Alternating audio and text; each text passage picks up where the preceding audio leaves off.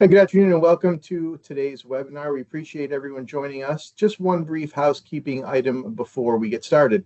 We welcome and encourage questions.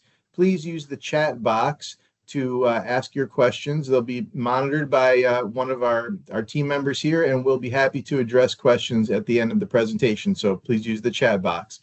Right now, I have the privilege of introducing our Deputy Commissioner, Keith Nyan. Thank you very much, Andrew. As Andrew said, my name is Keith Nyan, the Deputy Commissioner here at the Insurance Department. On behalf of Commissioner Betancourt and the entire Insurance Department here in New Hampshire, we want to welcome all of you and thank you for attending today's webinar. You know, it kind of extends the idea for this particular webinar stems from a philosophy here in New Hampshire that we want to be business friendly, which again extends all the way here to the Insurance Department, not just the small businesses in the state, which kind of are the backbone of our economy. And we all take pride here in the department in trying to be responsive to your questions and concerns. Here as it relates to filing matters, we want to, to be responsive, strive to be the best in the industry as far as turnaround time. So kind of moving forward into the presentation, we're thrilled to be able to present to this audience today, recognizing your work as filers and submitters. It's really kind of the most critical step in the preparatory work that you do before submitting your files for review to the department in making that successful. So today you're going to hear from a panel of our experts, which include, amongst many others, our Director of Property and Casualty Lines Insurance, James Fox, our Director of Forms Compliance, Luann King, and our Chief Property and Casualty Actuary, Christian Citarella. So while it's the first time that we've targeted this audience, we're hoping it will be a tremendous amount of success. And depending upon your feedback, if it is beneficial, we'd be happy to do it again. On that note, I'm going to turn it over to Luann King. Thank you. Thank you, Deputy Commissioner. My name is Luann King. As Deputy Commissioner Nyan said, I am the Supervisor for P&C Forms Compliance. The purpose of this webinar today is to help answer any of your questions and just go over a brief overview. Just a quick reminder, we're not speaking on specific filings or specific company concerns.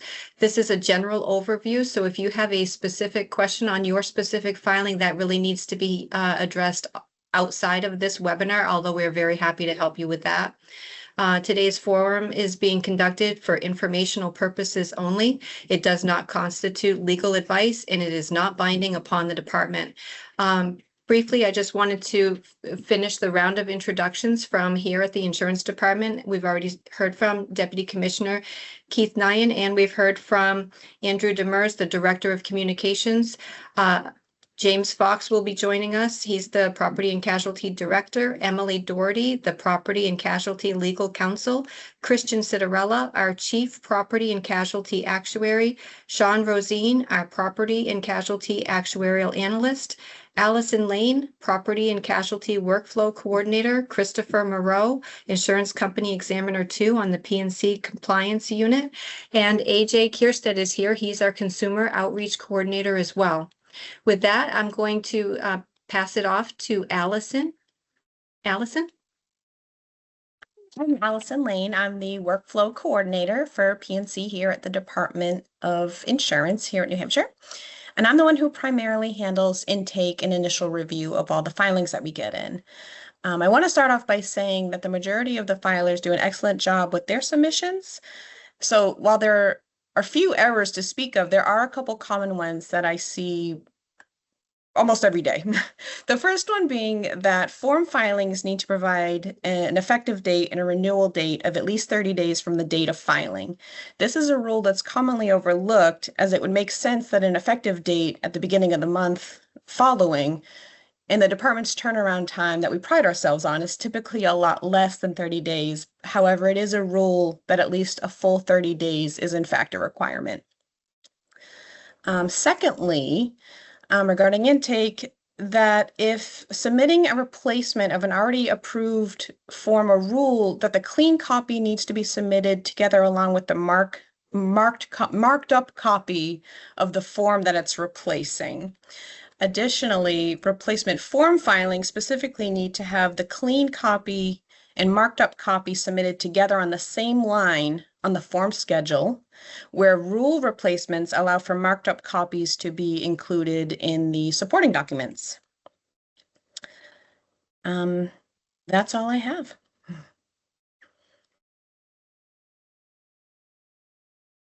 All right, You're so muted. then that Nope. would, that's all you wanted to review? Okay, then that would be, Chris is up next. Chris? All right, good afternoon. I'm Chris Moreau. I'm an examiner here on the New Hampshire Department of Insurance Forms Compliance side.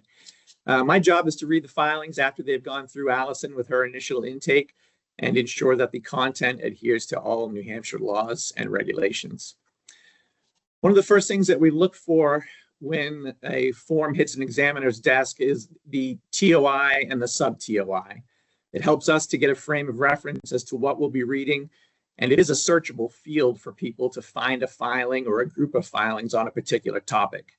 TOI stands for type of insurance, so maybe I should just make sure that that's clear. We ask that you look at the NAIC UCC product coding matrix, which is available through the NAIC website. We can also post a link to that in the chat, which I will do after I get done speaking. That form gets updated annually, and it will break down by TOI and sub-TOI the different types of products that fit into each individual category. Using an incorrect TOI or sub-TOI will require a withdrawal and a resubmission with the correct information. Our next step is to ensure that this is a form-only filing or a form combined with a rate and rule. Please do not include any rate, rule, or loss cost information on a form-only filing, such as in the filing description or the filing memorandum. Please include the corresponding rate, rule, SURF number on the general information tab, and that helps me to be able to see what's going on Christian's side. We spend the majority of our time on the form schedule tab, where all the forms that comprise the filing live, or that comprise the filing live. Any given filing can be one form or could be hundreds of forms. Obviously, the longer the filing, the longer it's going to take us to review it and respond with any objection or questions that we may have. I'll give some examples of some more common objections that we have on a daily basis, as well as the RSA, which stands for Revised Statutes Annotated, that discuss the objection that we have. We do require producer information on deck pages. That's a common one that we see missing. That's INS 5001.03 through the Code of Administration rules. The company's toll-free telephone number needs to be on policies. That's INS 5001 as well, subsection 6. We ask that you familiarize yourself with New Hampshire cancellation statutes, which can be found in RSA 417. That's RSA 417 A, B, and C. There you'll find language which includes no ability to void a policy in the state of New Hampshire. New Hampshire, as most of you know, is a take-all-comers state per New Hampshire Administrative Rule 1400. No insurance carrier can decline to write auto business in the state of New Hampshire. Staying with auto, named driver exclusions are allowed. However, the policy must provide minimum financial responsibility limits for the excluded driver. That's RSA 259 and RSA 264. Extended reporting periods can be found in the Code of Administration Rules, INS 5001. All documents must be submitted, as Allison alluded to, in their final print form. That's under INS 5001.03. That means that none of those blank sections could be pre-filled, or any other notes, memos, or any other anything else really should be on there. It needs to be a clean form. Contractual exclusions are permitted. However, per 5001.07, the exclusion must state that they do not exclude coverage for tort liability that would exist independent of a contract claim. Continuing with exclusions, we do allow exclusions for firearms, assault and battery, and intentional acts. However, per RSA 627, those all require a carve back for self-defense. Please familiarize yourself with our arbitration provisions. Those are RSA 542. all pet filings need to comply with RSA 402P. Some additional statutes and rules to be familiar with are RSAs 259, 264, and 407, along with INS 1000 and 5000. We do, if you don't read and understand the laws, we have come across times where we've asked filings to be withdrawn and then resubmitted once you become familiar with the statutes. When making a required amendment, remember to make the necessary amendments on the corresponding rate rule and vice versa. Finally, anytime a form is being changed in any way, the amended form requires a new form number, a new edition date, or both in order to distinguish it from other forms per INS 5000. That's all I had. I think now we're going to toss it over to Christian Citarell and Sean Rosine to discuss rates and rules. Thank you, Chris. As Chris and Luann, they handle the form side of things. Sean and I handle the rates and rules side. I'm going to talk a little bit about personal lines. Sean's going to then talk about commercial lines. One of the things we do want to just make everybody aware of is that in personal lines for auto and homeowners, those of you familiar with filing such rates and rules in the past, you've always been very, very good at submitting the rate filing data call that comes with each new rating methodology, and we ask you to continue to provide that. This is the data call where we provide a series of scenarios, sort of exemplar exposures for home and for auto, scattered about, I think it's 10 or so locations in the state, and we ask you to kind of quote that premium for those examples. What we've done over the last 2 months or so, I think it was about 6 weeks ago, we went and updated those examples. So those are new examples that are attached in Excel workbooks inside the supporting documentation tab under rate filing data call. We just want to make you aware of those new updates. So when going forward, as you submit new rates, we ask you to use those new examples and continue to submit that data call. Basically, there are two reasons that we see rate filings. It's either going to be a base rate change. When this happens, we do need to see an indication. We need to see support for all of the inputs to that indication. We ask you that you clearly label all of your items in your indication, and then provide that source and the backup information that leads to your selections. Basically, we need to understand how you came to those decisions with actuarial justification. When you're adjusting your rate factors or you're introducing some new rating factors, there needs to be adequate, credible New Hampshire experience. And if that's available, we ask that you provide that. If that isn't available, then you may use regional or countrywide data. You may use approved competitor rates in certain situations, but you need to explain your rationale, how you use those, what sorts of complements of credibility you're using, and it needs to be very well documented. If you are using predictive models in your rate filing, that may be submitted. If they are proprietary models, they may be submitted in a confidential filing type. If it's labeled confidential, we will consider it. We'll look at it. We'll consider it if it is, if it does meet the expectation for proprietary information, and then we will review it. If it doesn't, we will ask you to refile it in a publicly available filing. So I think the appropriate approach is, if you think it ought to be submitted confidentially, then submit it under filing type confidential. We'll review it. If if we have concerns about that, we'll ask you to refile in a normal rate rule filing.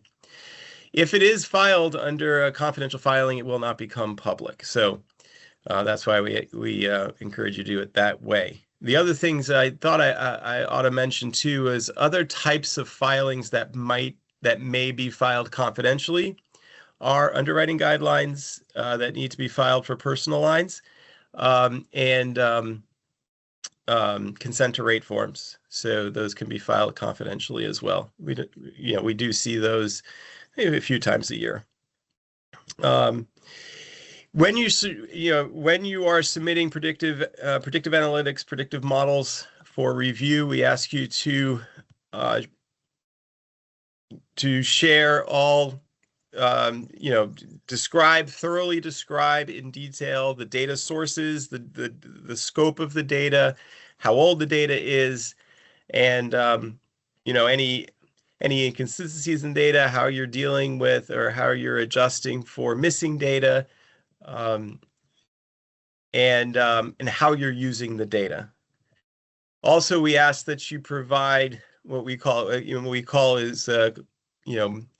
quantitative measure. We need some sort of value of the predictive, how predictive your selected variables are. So we do ask you to encourage your data scientists and your actuaries to be very detailed in how they measured the predictive value of the variables that they're choosing. In these sorts of situations, we also welcome a pre-filing conversation. Reach out to me, reach out to Sean, and we can set up a time to talk beforehand if you want, especially if you're doing something that's new or different, or if you're approaching a model using a different technique or one that's a little unusual, or if it's a different product altogether. These are things we do quite regularly. So that's what I have on the personal line side. I'm going to kick it over to Sean to talk a little bit about commercial filings. Thank you, Christian. Hello, everybody. Just once again, I'm Sean Rosine. I'm the Property and Casualty Actuarial Analyst. And so to pick up on commercial lines, to kind of piggyback off what Christian had mentioned regarding rates, even though commercial filings aren't reviewed as meticulously as personal lines filings, we do still require support for rates. That includes any new rates or any replacement rates. With no support, we do send out an objection asking for it. It's one of the most common objections that I send when reviewing commercial filings. Generally, there's 3 ways that we get support for new rates with commercial filings. For any base rates or changes to rating factors, we generally ask for either exhibits or a narrative showing how those factors were determined. We generally like to see know the thought process behind it rather than just saying that it was based on company judgment. For changes to loss cost multipliers, we ask you to fill out the reference filing adoption form. So that can be found on the supporting documentation tab in SURF, the RFF. For that, you just fill out, I believe it's the first 2 pages. So a page showing what the underlying loss costs are, asks for the SURF tracking number for that. And then the second page showing the calculation of how you're modifying that with the loss cost multiplier. And then the third way that we see rate support most often in commercial lines is for, say, a new product and you are adopting another company's filing. In that case, we ask you to provide the SURF tracking number of the New Hampshire approved filing. And if the filing hasn't been approved in New Hampshire, but it was approved in another state, we'll generally ask you for a PDF version of the filing so that we can see how it came to be. And then one thing that is specific to commercial lines filings and does not apply to personal lines is what's called a schedule rating table. So in New Hampshire, pursuant to RSA 412.15 Roman numeral 4, we allow up to a plus or minus 40% rate increase or decrease on certain rating factors. This is the only place in a commercial lines filing that we allow any subjective rating. So anywhere else in the filing, if there's things such as ranges for rating factors or any language like up to a certain percentage or at least or at most a certain percentage, we will send out an objection regarding that. The only place where we allow any sort of ranges is in the schedule rating table. So if there are ranges somewhere else, we ask that you provide a discrete factor or move that factor into your schedule rating table. That's probably the second most common objection that I see, other than asking for actuarial support. Those are kind of the big things with commercial lines, and that's all that I really had today. So send it back to Christian. Yeah, thanks, Sean. So I just wanted to mention we have a couple of lines, types of insurance that kind of sit, they are technically commercial lines, but we treat them more as personal lines because they're both prior approval for rates and rules, and that is medical professional liability and workers' compensation. For medical professional liability, that's a pretty niche business. It's not, we don't get a lot of filings. I will say that those on the call who do deal with those filings, you're doing an excellent job. Yeah, but they are, like I said, they are technically commercial lines, but they are treated with a more rigorous review, and but we're seeing a lot of we're getting what we need for that. And of course, workers' compensation is its own its own beast. But and again, those go through a separate process, and they get reviewed, initially reviewed by another member of our team who's not on the call, Ruju Dave.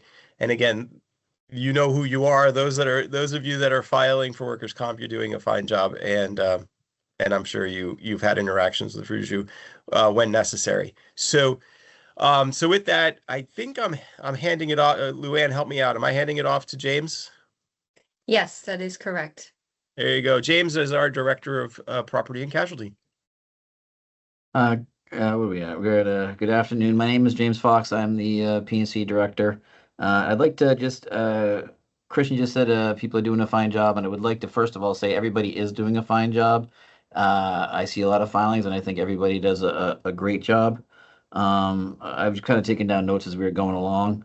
I would say I started like 14 years ago, and I think back then we were a much more conservative department. We had our certain lines, the traditional lines, and we had our desk drawer rules, and we just kind of moved along like that. And everybody needed to kind of be an insider. And then ever since probably about 10 years ago, we've tried to be much more, almost 100% follow the law, no desk drawer rules. I would say from our end, we try to be open-minded people. If somebody has an issue, if you have an issue, you see it's something that we're doing that you don't like, or you think something we should do, you should bring it to our attention. We definitely will look at things. Just therefore, we try to be open-minded, and then that's our one request of filers is to try. I would say I get most frustrated when we get a filing that comes in that has so many errors that I don't think that the filer really, or the company really looked at our particular version of even if it's a model law to before they filed. We much prefer that you review our laws. It's all review the law, then apply the law to the contracts, and apply the law to the contracts and make changes as necessary. And then if you have something you're just not really sure if you need to make a change, and you call Luann King in forms, or Christian in rates. I'm much more of a forms person, and work it through with them. I think that's very important. And as I said, I look at this, what we do here as regulators, as we have the world as it is right now. Those are our laws. And we do try to update our laws and try to be forward thinking. So if you have an issue you think should be brought up, or your company should bring up, you should 100% do that, whether the company does it, or we have Lindsay Nato, who's a lobbyist, and we have Jim Hayden, who's State Farm. And then we have Mike McLaughlin, and they bring things to our attention. So we have no problem with people bringing things to our attention, and we like to work through issues with companies. And I'm going to talk about a little bit of what I think we are very innovative. But I was just thinking while I was taking my notes, I did a CLE last week on advanced insurance, and they covered, and it was a great CLE with a lot of great attorneys, but they covered auto insurance, and they covered homeowners insurance, and they covered the fire policy, and they covered commercial liability and commercial property. And professional liability. I think it was much more the old school lines of business. We have tried to So in the old days, as I said, we weren't really that cutting edge. So it was more like, let's let 30 states get involved and then we'll get involved as far as a model. And probably our two most recent models that we've done is the pet insurance one and the travel.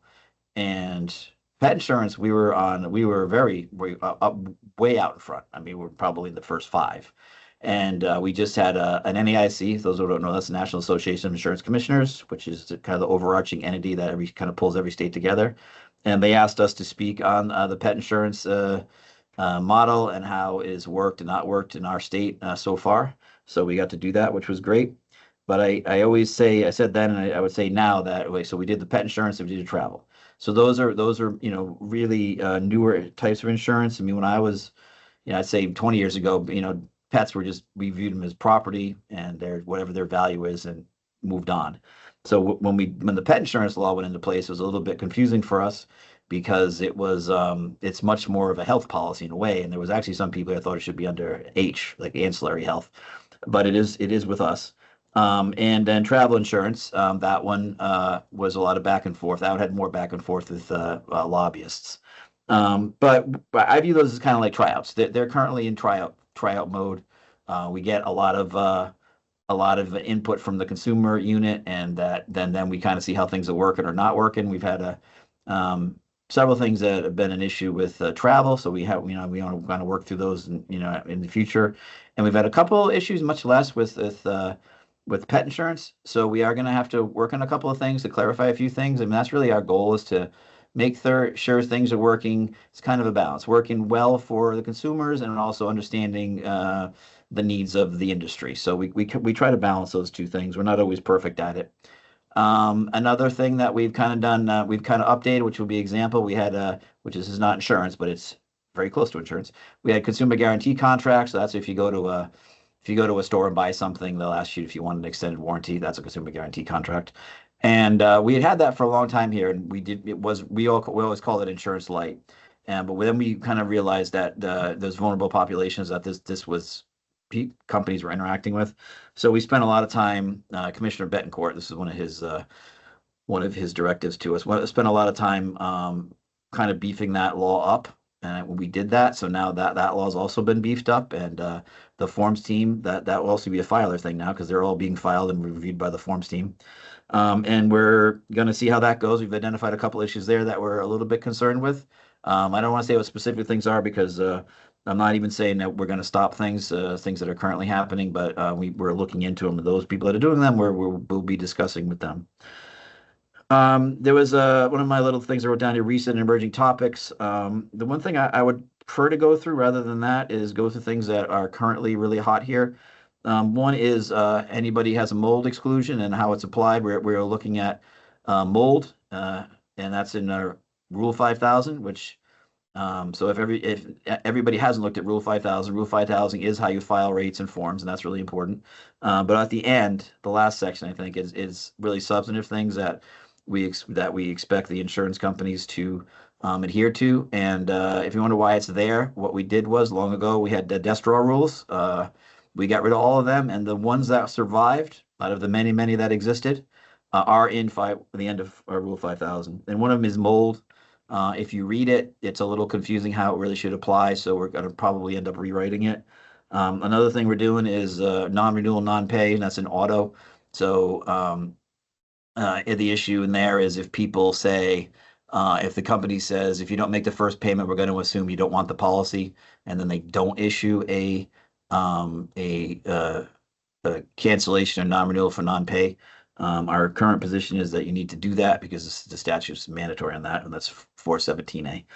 But we are looking at that. One of the things that substantively we are looking at, and always every year I plan on, and I am going to get to it, is to look at 407, the fire policy, not so much the actual policy, which is, as everybody knows, is a policy that's written into our statutes, but all of there are many, many sections of laws that surround that policy to try to explain to people how the policy is supposed to operate in addition to its existence. So there's a few sections in there that I want to look at because I'm I'm not sure if it's clear enough. I'm not sure we're going to actually be able to make the changes. I've tried in the past. We're going to retry, and some of it has to do with time frames to file claims. So I guess it's a claim issue, but still it would affect the policy language. And I also wanted to say, I mentioned the pet insurance and then the travel insurance. I want to say how we generally do that. So these, whether it's an NEIC model or a model developed by NCOIL, which is the legislators, whoever develops the model, somebody brings it to us. Anybody can bring it to us. Pet insurance, I believe, came to us because our commissioner thought it was important for us to do that one. So we did it because DJ Betancourt said we should think about it. So that's why we did that one. But travel insurance, I think, came through more lobbyists. So whoever comes through it, one company can bring it to us, say, we think you should adopt this. We sit down on a table with a lot of the people who are at this in this webinar from the department, and we look at it and we read it through. We see how then it would apply to our current laws, and then we either, if it fits perfectly, which it hardly ever does, then we don't do anything. But if we then need to make a change, we consider making a change of our current existing law. Let's say we were talking about the cancellation non-renewal laws, or we make a change to the policy. So the model law. So our model law might not actually be a model. That's why I always say you should read the models, even if you think, oh, well, the model's the model. In New Hampshire, I think probably like a lot of states, it's not always the model. So you should totally really, really read our version of the model law. And then again, as you know, if you're going to file something in that area and you're not sure how it applies, then I think you should call after giving it the we try version. So that's how that works. I am also considering some rebates. Some of the rebate laws are a little bit confusing, so that would be something that can be inside the policy. So as everybody knows, any rebating outside the policy has to be very limited in how it works because we won't see it. Anything, if you put it inside the policy, then we look at it from inside the policy in the form review. So all of the little outside the policy laws don't work. If anybody wants to have more discussion on that, you probably should call me and I'll talk about it with you. And then the last thing that I have that we're kind of updating is 1002, which is our claims law, but claims, has to flow from the policy. So they kind of work together. And we've spent a lot of time working on that and with industry people. That should be hopefully finalized this spring, early summer. And then that'll be, we try to take everybody's opinions and criticisms into account and make changes where we could if we thought it was, still consumer protective, which is important, but also, helpful to the industry. We're not really trying to be roadblocks. So, if you have an idea, if you've been looking at something in New Hampshire, and saying like, I don't know why New Hampshire does this. This is totally unnecessary. Then that's when you should call me or Keith Nine, he's a deputy commissioner on this, and say, hey, you guys do this way. It doesn't make any sense. I don't think it helps the consumer protection at all, and it just makes it more difficult on industry. Then that's something we would 100% take a look at.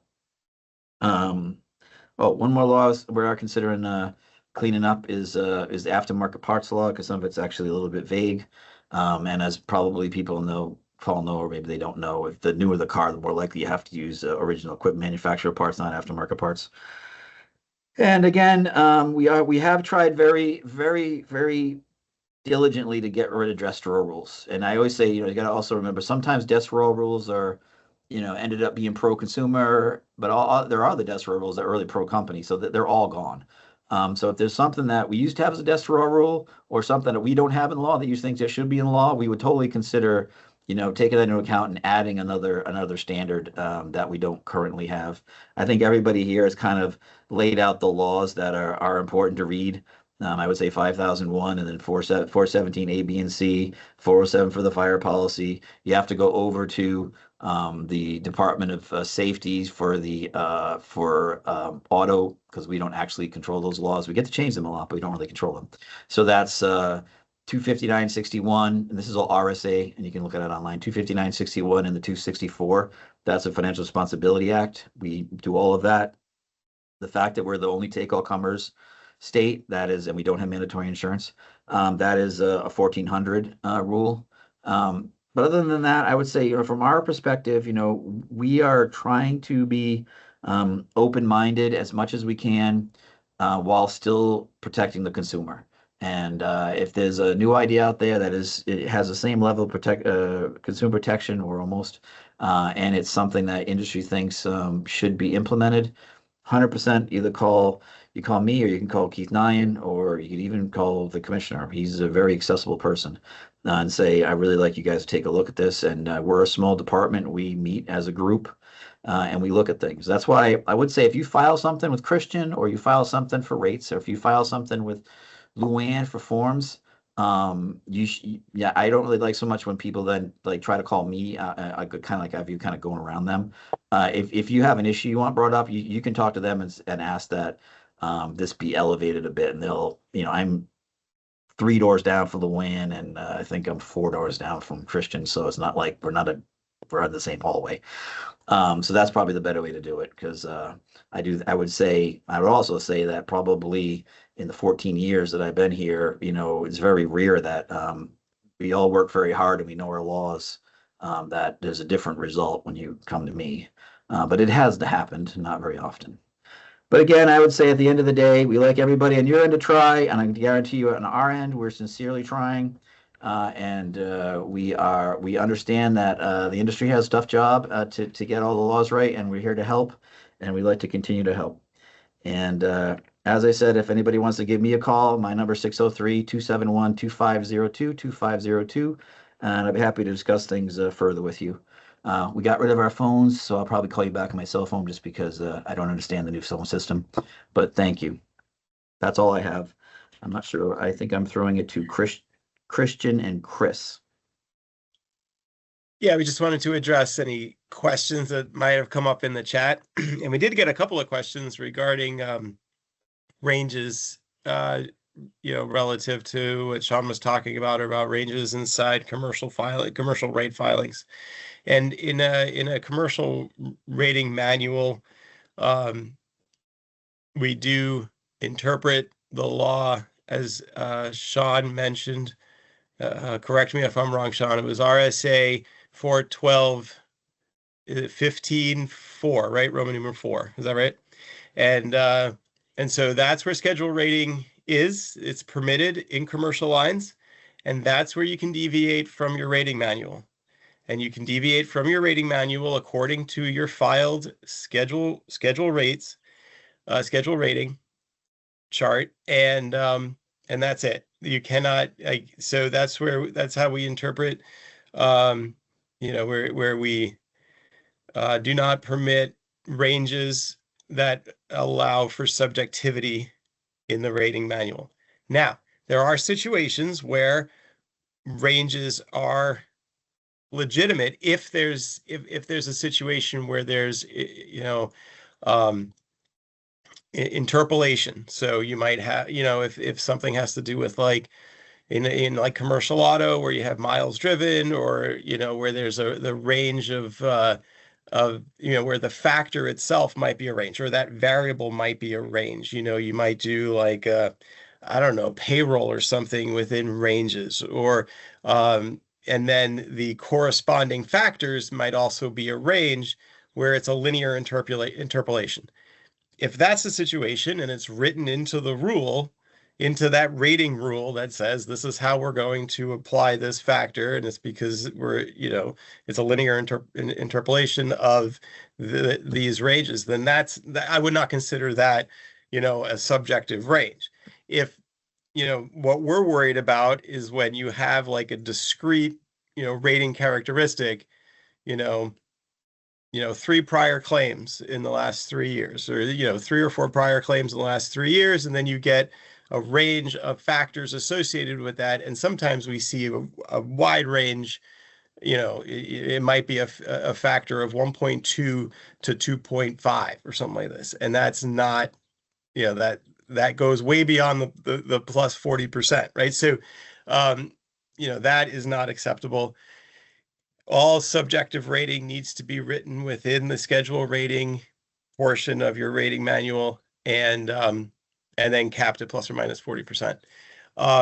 If in fact there are old prior filings that go back, that where there were earlier folks that worked here before I did, before Sean did, or sometimes we don't always catch everything inside of a rating manual, and if it slips through, then yeah, we're going to ask for a corrective filing. So this goes to a couple of questions that came up regarding ranges. So one had to do with our ranges permitted for experience rating. It can be if it's part of the schedule rating tab, schedule rating portion of your rating manual. Otherwise, yeah, not if it's subjective in nature. And then I think the other one was what happens if a prior version of your rating manual had ranges in them, or can they remain? And we would say we're going to say no. When we see them, we ask for a corrective filing. I'm looking at another question here. Christian, can I jump in for 1 second? I wanted to mention one thing. This is James again. Sure. I really wanted to emphasize. I don't think anybody. We love a level playing field. We are striving for a level playing field. So if we tell you need to fix something and you tell us we think a lot of other companies that do it, we'll do bulletins. We will go out of our way to make sure that level playing field stays level. And I saw something about the phone. When I said the phones don't exist. There you go. You call in. You call the computer, then if I call you back, I have to talk on my computer. I just don't want to do that, so I'm going to call you back on a mobile phone. That's all I was saying. Our phones are still here. Thank you. Sorry, Christian.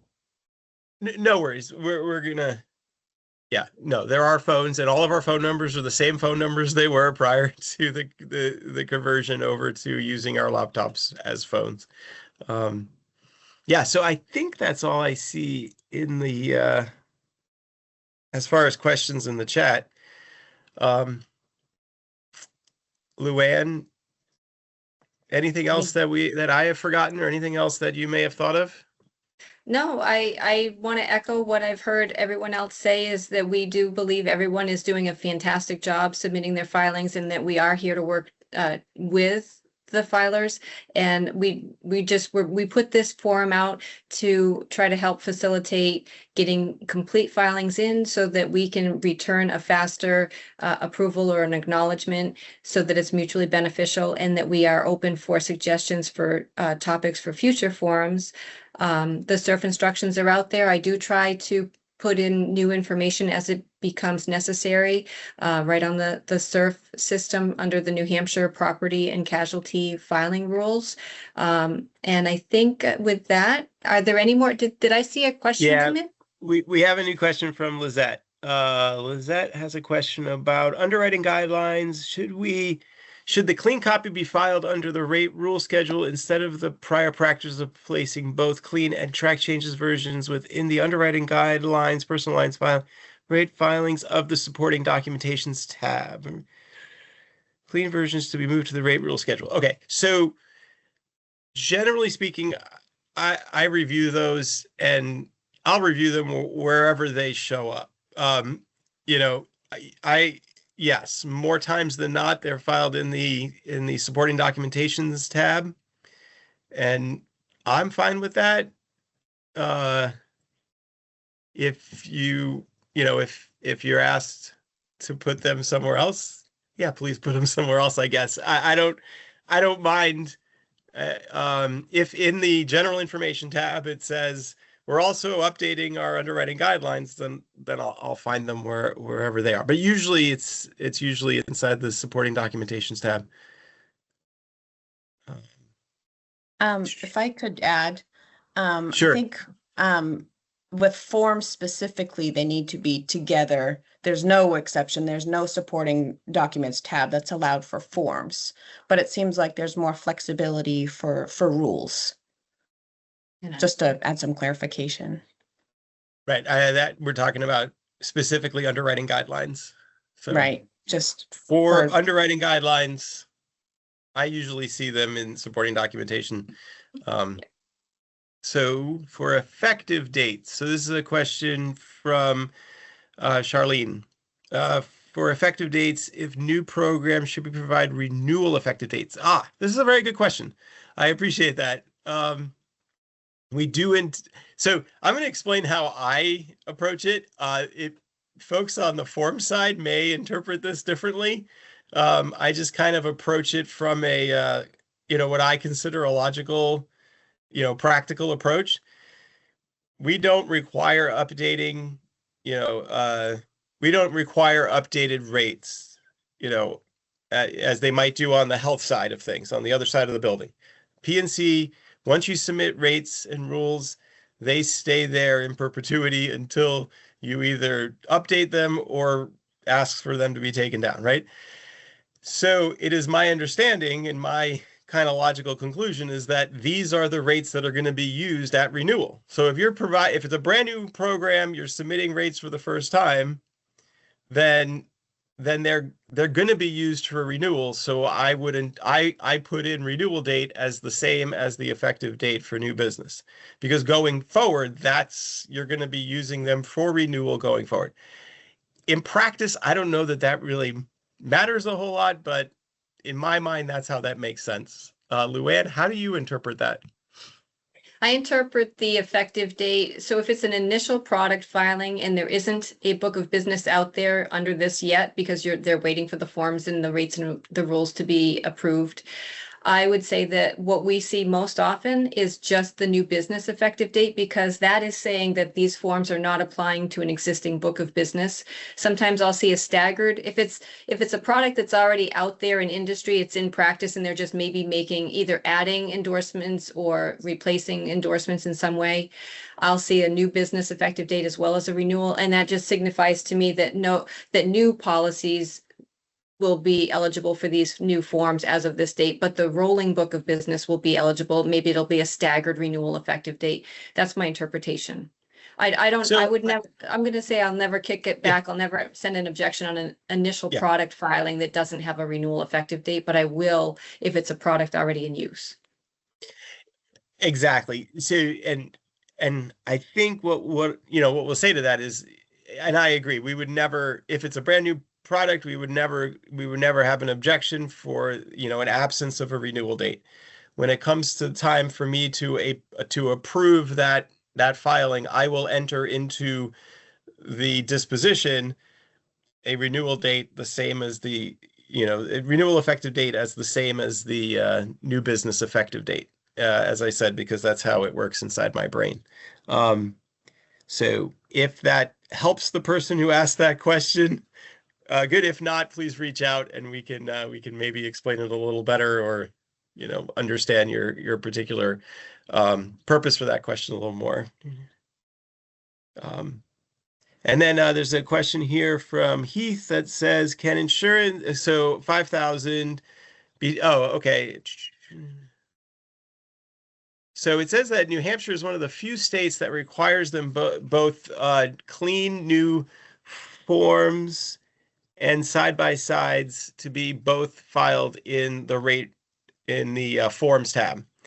I will pass that to Luann.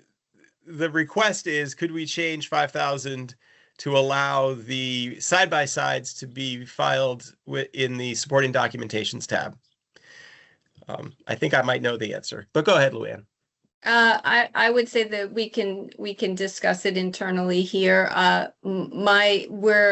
Chris alluded to this in the very beginning.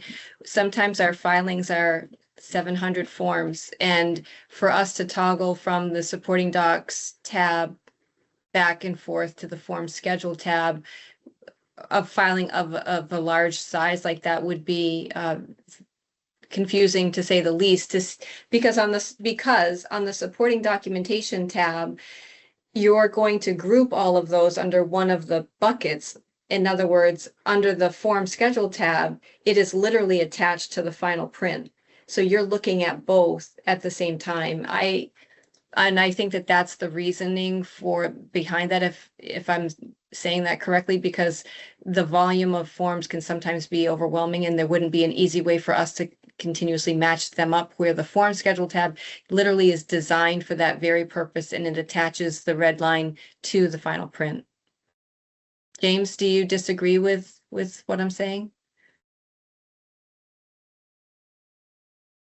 You're muted, James. I agree with you generally, but I think we can totally discuss it to see if there's a better way to streamline it. I'm not against that. And if Heath has any wants to have more discussion about it, maybe we could get his information and let him know specifically what we decided. And they're always sitting out there in the not too distant future is the surf modernization project over at the NAIC. So, eventually we'll be dealing with a new surf system that may have a better way to handle that. I know that PNC is being tested and piloted in a handful of states. And then maybe that's something we could talk to folks over at the NEIC about. I didn't mean to cut you off, Keith. If there was something you wanted to add to that. No, not at all. I was actually, I very much appreciated these very specific questions. I mean, I'm learning some things myself. And to the extent that we find ourselves an outlier with the rest of the country, we certainly want to create some uniform policy so it's easier for those filers. So certainly the comments that were brought up about that today, we can have a discussion internally about, and if we can make the change, we'll make the change. Yeah. This next question that we have talks about adding a form rate rule file type option. And this is the thing we have talked about.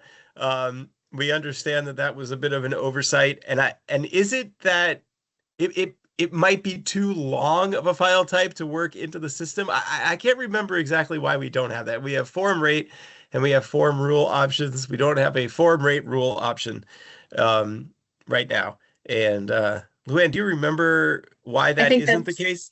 Is it because it's just too many letters, too many characters?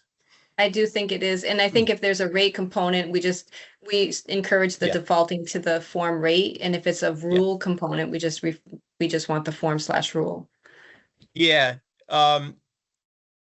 So just, for in that situation, we encourage you to submit it as a form rate filing. Mm-hmm. And then just make a note in the general information tab that there are also rules, but we expect there to be rules in that situation, so it wouldn't be a surprise. Okay, form side-by-sides. Okay, so here's a question. For form side-by-sides, is it acceptable to put multiple versions?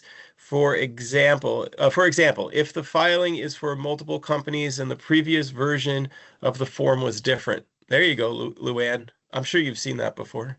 Yes. So I'm going to answer the question the way I think that it's meant. And if I'm not answering it completely how it's meant, then I'll need somebody will have to put something else in the chat. But so there are like 3 forms in use, and all 3 will be replaced by one form. It's perfectly fine in one item on the form schedule tab. You're going to put the final print and then 3 red lines that are the red lines are all different from one another, but they are all being replaced by that one final print. We see that on a regular basis, and that is okay. And if that is not how that question was intended, please add another chat.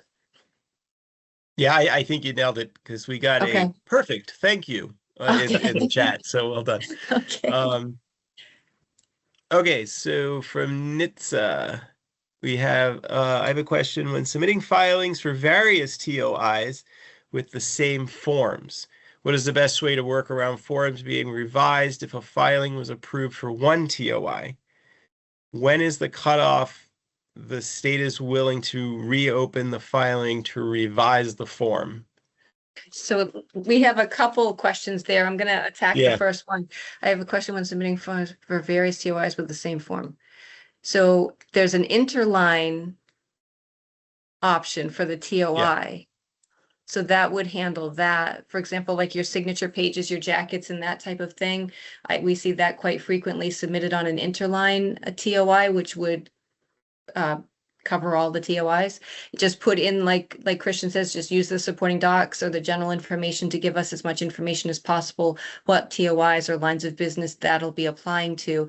And then it says, when is the cutoff? Yeah, when is the cutoff? So if the form effective date has passed, we generally speaking, I'm just saying generally speaking, we don't reopen the filing, because that means that form has been eligible to be used in the state. So we can't really reopen that filing and make any changes to anything because that would have an impact on the policies that have already been issued. So the hard cutoff would be the effective date. We prefer not to open filings too far back, even if the effective date, like for example, I've recently approved a filing that won't be effective until the summer of 27. We can reopen that. We generally like to keep it within a 30-day time frame, but the hard cutoff is the effective date. If that's passed, then the form is live. Yeah, and we don't mind fielding such, if these things come up, just reach out to us, send us an email, give us a call. There are situations that we understand that there are situations that develop where, you filed it, you got the approval, and then whether there, you found a misspelling inside of your rules, or there was, dates were off, or you realize that the implementation is going to be different, then, when things happen, just give us a call and we can usually work something out before the effective date. Please do it before the effective date. All right. Last one. This is the last question from Luda. Sorry if I missed this. For the new state entry, do you recommend to have forms filed separately from rates and rules? No, that's not necessary. You can do a combination filing of a form, rates, and rules all in one. Generally, the process is that Luann's team will look at the forms first, and then, they're usually more timely, where I'm the one that's usually holding things up on the back on the rate side. But yeah, so then they'll go through a forms review, and then we'll take, depending on whether it's commercial lines or personal lines, or even nowadays we're kind of mixing them. Sean and I are looking at both personal and commercial lines rates. We'll review those. It'll just go through that process, and then you might be finding objections from any of us through the process. But yeah, you can file them in a combination. So I just have a couple quick things just to throw in right before we sign off, because we're getting to the top of the hour. SURF became electronic in 2006, as everybody knows. Like before that, I believe there were microfiche for the filings. So we're not there yet, but we are considering any form that's still in use that was filed and approved prior to the electronic SURF, so prior to 2006, just asking for the filings to be resubmitted now that it'll be in an electronic format, because sometimes when we get in like an amendment or replacement or something like that, we can't find the base and the amendatory, because the base and the amendatory that are still in use are pre-SURF, and that's problematic to make sure that all the language is still in compliance. I don't think that that's going to be a large impact to the industry, because I'm not 100% sure how many forms would fall into that without ever having been amended since 2006 or before 2006. But again, we're not doing it, not to be alarmed at this point, but I just wanted to put it out there that it's on the table for discussion. And then the other thing I just wanted to quickly mention are filing fees. Those are filing fees. So when you submit the filing, that's a fee that is due then. It's not going to be given back if the filing is withdrawn. So just to let you know that that's the filing fee is the filing fee. And then we don't have any more questions, I don't think, do we, Christian? So then I'd like to just send it back to Keith, Deputy Commissioner Nayan. Thank you very much, Luann. First of all, thanks again to everybody who participated, both from the insurance department, everybody from the industry today. I want to just mention a couple quick things. If you have a question that you were unable to submit, or have a follow-up question, please submit that to requests@ins.nh.gov, and we will respond to you.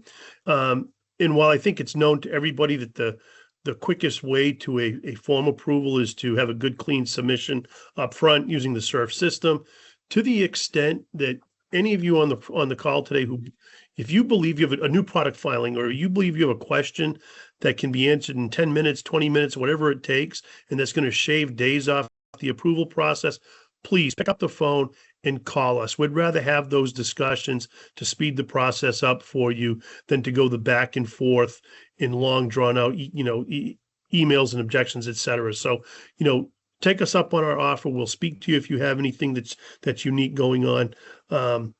again, we're striving for efficiency here. In closing, thank you very much. We thoroughly enjoyed doing this webinar, and I fully suspect we'll do one again in the future. And with that, I wish you all a wonderful day. Thank you.